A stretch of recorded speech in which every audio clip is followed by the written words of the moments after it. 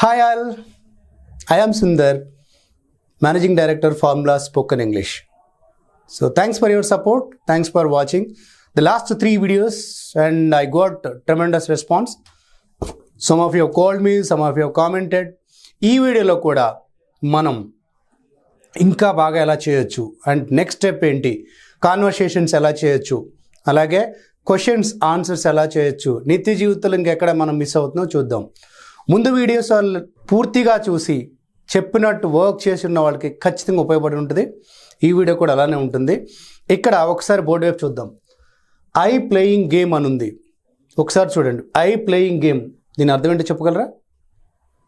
నేను గేమ్ ఆడుతున్నాను, అంతేనా? షీ రైటింగ్ ఎగ్జామ్, ఆమె ఎగ్జామ్ రాస్తూ ఉంది. కానీ ఇక్కడ ఏదో లోపం అనిపించట్లేదు మీకు? ఏదో మిస్ అవుతుంది కదా. ప్లేయింగ్ అంటే తెలుసు, రైటింగ్ అంటే తెలుసు, కానీ ఏదో మిస్ అవుతుంది అక్కడ. ఐ ప్లేయింగ్ గేమ్ అన్నది స్పష్టంగా రావట్లేదు, ఏదో మిస్ అవుతుంది. కరెక్టే, చూద్దాం. అదేంటంటే వర్బ్కి ఎప్పుడైతే మనము ఇక్కడ ఉంది కదా వర్బ్, ప్రజెంట్ ఫామ్ ఆఫ్ వర్బ్కి ఇంగ్ ఫామ్ యాడ్ చేస్తే దాన్ని V4 అంటాం మనం. అంటే వర్బ్కి ఇంగ్ ఫామ్ యాడ్ చేసినప్పుడు అది పని జరుగుతూ ఉందని చెబుతుంది, కానీ ఏం చెప్పలేకపోతుంది? టైం చెప్పలేకపోతుంది. ఐ ప్లేయింగ్ అన్నా, నేను ఆడుతూ ఉన్నాను. ఎప్పుడు? ఇప్పుడు ఆడుతూ ఉన్నానా, నిన్న ఆడుతూ ఉన్నానా, లేదా భవిష్యత్తులో ఆ పని చేస్తూ ఉంటానా చెప్పలేకపోతుంది.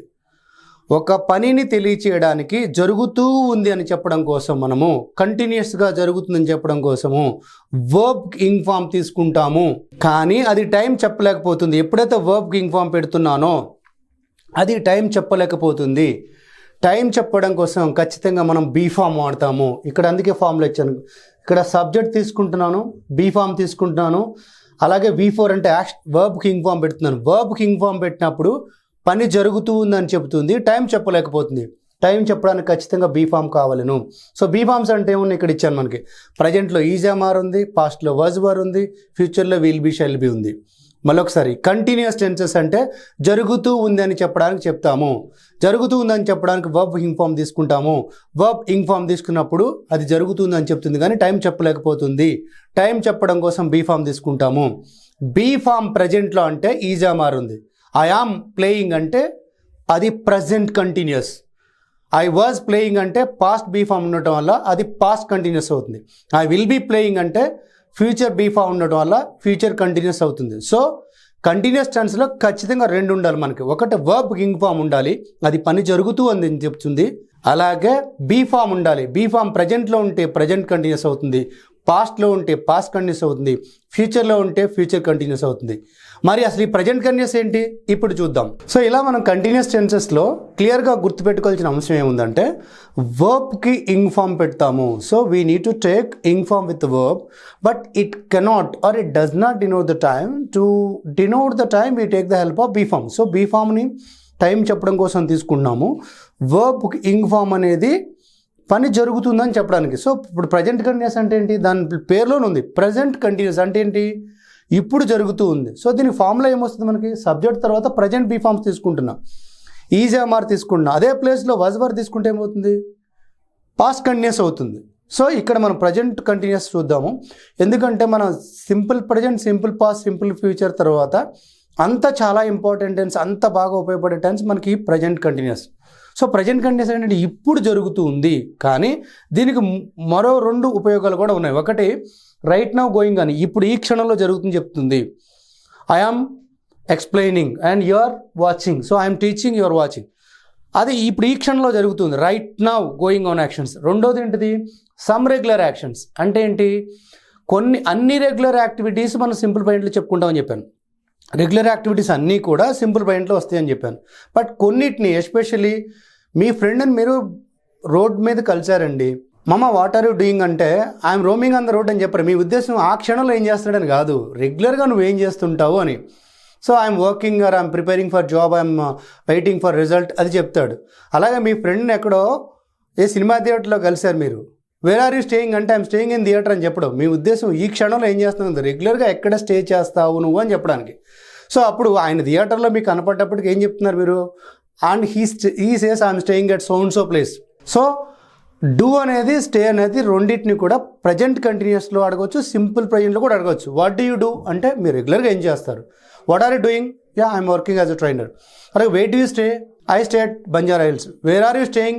I'm staying in Jubilee Hills. So ఈ రెండింటికి మనం ప్రజెంట్ కంటిన్యూస్లో కూడా వాడచ్చు. ఇంకా మూడవది ఏంటి? నియర్ ఫ్యూచర్, ఫ్యూచర్లో జరగబోయేది, already fixed programs. So tomorrow I'm again coming to shooting అంటే టుమారో ఐ విల్ కమ్ అనొచ్చు. బట్ ఫిక్స్డ్ ప్రోగ్రామ్ ఆల్రెడీ మనకి డేట్ ఇచ్చున్నాం. సుమంటి వాళ్ళు ఎదురు చూస్తున్నాం, మీలాంటి ప్రేక్షకులందరూ రేపొద్దున వీడియో ఎప్పుడా అని చూస్తున్నారు కాబట్టి.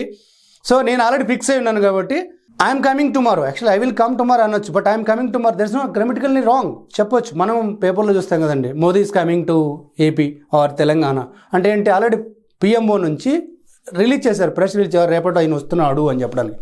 మీరు ఎందుకు సినిమా పోస్టర్ చూడండి, ఏముంటుంది దాని మీద? ఇట్ విల్ కమ్ సూన్ అని ఉండదు, కమింగ్ సూన్ అంటే సినిమా రిలీజ్ చేయడానికి డిసైడ్ అయిపోయారు కాబట్టి coming soon, it will come soon అని ఉండదు. సో 3 సందర్భాల్లో మనం ప్రజెంట్ కంటిన్యూస్ వాడతాం. ఏంటది? Right now going on action, some regular actions, near future fixed programs. అందుకే ఈ టెన్స్ని ఏమంటారంటే లే మ్యాన్ టెన్స్. లే మ్యాన్ అంటే ఏంటి? Who doesn't have much education. Education మచ్గా అంటే ఎక్కువగా లేని వాళ్ళు కూడా వాడచ్చు.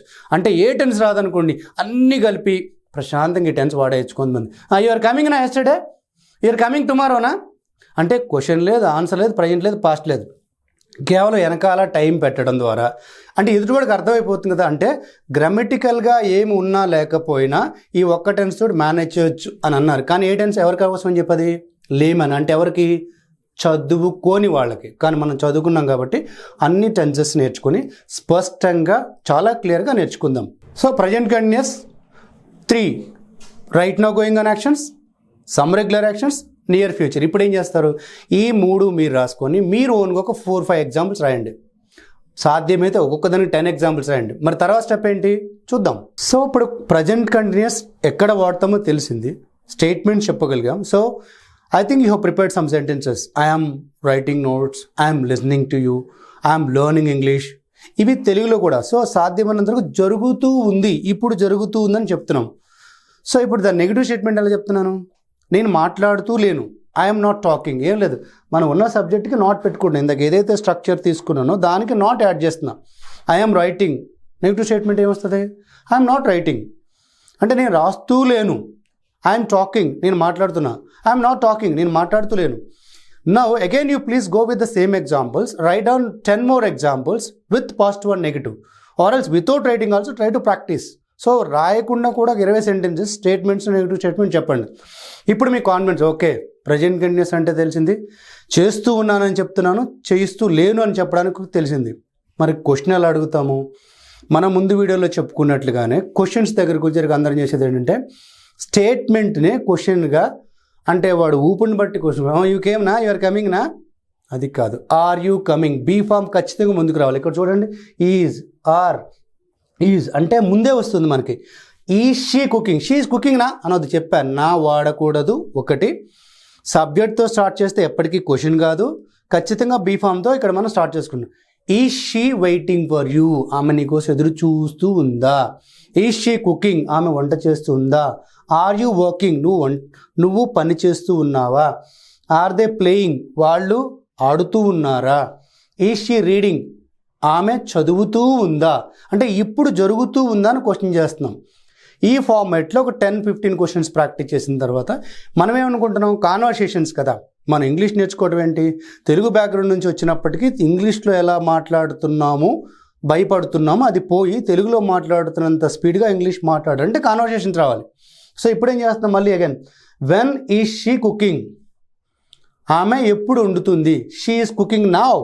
Wear is she cooking, she is cooking in the kitchen. Why is she cooking, she is cooking to eat. How is she cooking, she is cooking very nicely. How long is she cooking, she is cooking for 1 hour or 2 hours. With whom is she cooking, she is cooking alone. ఇప్పుడు అర్థమైంది కదా. So ఈ question words తోటి ఇలాంటి sets మీరు ముందు ఏదైతే questions prepare చేసుకున్నారో ఈ 6 క్వశ్చన్ వర్డ్స్ని యాడ్ చేస్తూ క్వశ్చన్స్ అడుగుతూ ఆన్సర్స్ కూడా ట్రై చేయండి. అర్థం కాకపోతే మళ్ళీ వెనక్కి వెళ్ళి చూడండి వీడియో, అంతేగాని కన్ఫ్యూజ్ అవ్వకండి. సో ఇలా ఎప్పుడైతే మీరు 10+ సెట్స్ ప్రాక్టీస్ చేస్తారో ఓకే, మీకు అవగాహన వస్తుంది, ఇలా చేయొచ్చు, క్వశ్చన్ ఇలాగా, ఆన్సర్ ఇలాగా తెలుస్తుంది. నెక్స్ట్ నెగిటివ్ క్వశ్చన్స్ మీరు చేస్తూ లేరా. నెగిటివ్ క్వశ్చన్స్ గురించి తక్కువ ఎక్స్ప్లెనేషన్ ఎందుకు ఇస్తున్నారంటే చాలా తక్కువ టైం ఆడతాం కాబట్టి, మనం వాడే తక్కువ కాబట్టి.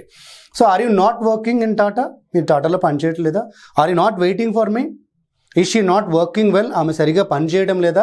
సో జరుగుతూ ఉందా అంటాకి ఈజ్తో స్టార్ట్ చేసినట్టే ఇక్కడ కూడా బీ ఫామ్ ముందు పెడతాం. ఎక్స్ట్రాగా ఏం తీసుకుంటున్నాం? నాట్ తీసుకుంటున్నాం. So statements I am working, negative statement I am not working. Question are you working, again question word question why are you working, I'm working for money. And are you not working, మీరు పని చేయట్లేదా? అక్కడ మీరు negative question negative ఆన్సరే చెప్పాలని లేదు, మీకు ఒక format కోసం చెప్తున్నాను అంతే. ఆర్ యూ నాట్ వర్కింగ్ అంటే ఎస్ ఐఎమ్ వర్కింగ్ అని కూడా చెప్పొచ్చు. అలాగే ఆర్ యూ వర్కింగ్ అంటే నో ఐఎమ్ నాట్ వర్కింగ్ అని కూడా చెప్పొచ్చు. బట్ మనకు ఒక ఆర్డర్ కోసం చెప్తున్నాను అంతే. సో స్టేట్మెంట్స్ తెలిసింది, ఎక్కడ వాడతారో తెలిసింది, కాన్వర్సేషన్ ఎలా చేయాలో తెలిసింది, నెగిటివ్ స్టేట్మెంట్ నెగిటివ్ క్వశ్చన్స్ కూడా తెలిసింది. ప్రాక్టీస్ చేయండి, ఖచ్చితంగా వస్తుంది. డౌట్స్ ఉంటే కామెంట్స్ పెట్టండి. నెక్స్ట్ వీడియో కోసం ఎదురు చూడండి. మీ కమిట్మెంట్ నచ్చుతుంది, మీరు ప్రాక్టీస్ చేస్తున్నారు, చాలా బాగా ప్రాక్టీస్ చేస్తున్నారు. Remember me, after few days you are going to speak English the way I speak. నేను ఎలా మాట్లాడుతున్నాను మీరు ఎలా మాట్లాడతారు. Don't stop your energy and practice and we'll get success with in a few days. So wait for the next video. Thank you.